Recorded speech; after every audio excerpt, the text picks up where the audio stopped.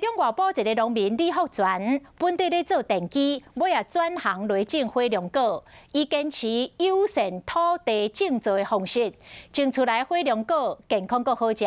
即摆有袂少市中的顾客在收听。 农民真细力，把火龙果种落来，爱用心种植，才能种出真水佮把水的果子。因为对种植有兴趣，所以为电机转行做农民，安尼种嘛种了11年。你在喷农药过程对自己是伤害，对植物是伤害。然后你朝友善种植的方面来讲，比较贴近大自然。因为对土地、食物和消费者有大坚持，希望能用大自然更加友善的方式来种植更加甜美的果子。伊用5年时间，才总算把果子的土白改善好势。因为我的白色火龙果吃起来的话，有一点百花蜜的香气，然后水分也多。